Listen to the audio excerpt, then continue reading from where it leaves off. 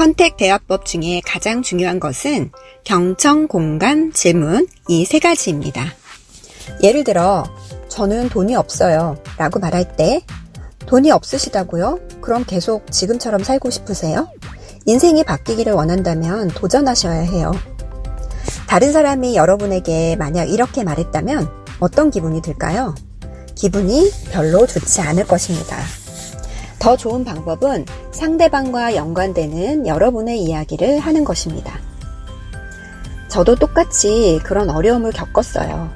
카드값 낼 돈도 충분하지 않아서 새로운 걸 시작하는 여유가 없었죠. 하지만 계속 이렇게 살 수는 없어. 미래는 어떻게 바꿀 수 있을까? 라는 부분을 생각했습니다. 아둥바둥 사는 게 너무 싫었고 좀 더 나은 인생을 원했습니다. 그래서 저는 그 길을 찾았고 제가 지금까지 한 일 중에 가장 잘한 결정이었습니다. 만약에 이 일이 당신의 미래를 바꿀 수 있는 기회라고 느끼신다면 도전해 보실 수 있나요?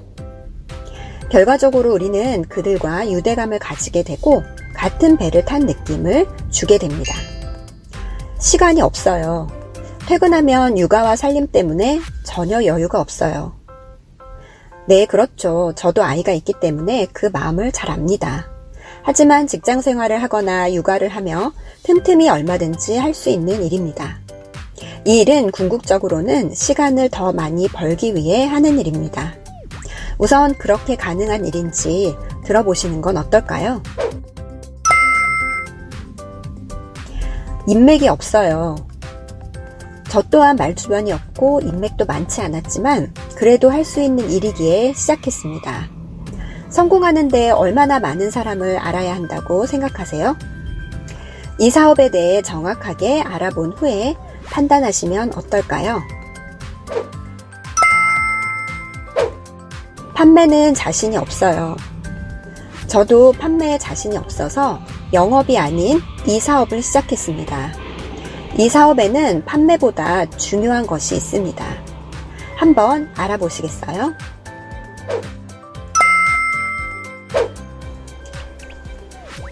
이거 다단계 아닌가요? 피라미드라고요? 이 세상의 모든 회사도 피라미드 아닌가요?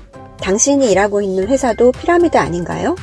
라고 민감하게 반응을 한다면 상대방은 반감을 가질 수밖에 없습니다.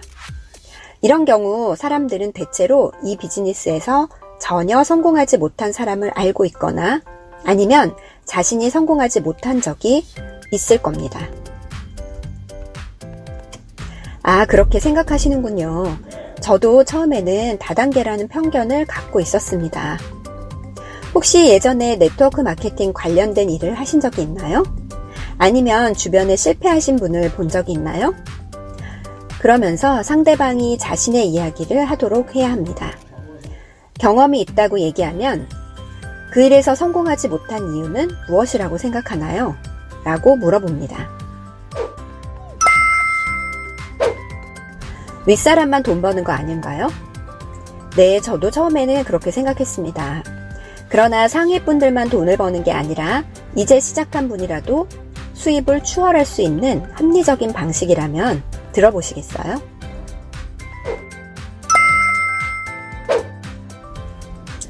그래서 당신은 지금 얼마나 버나요?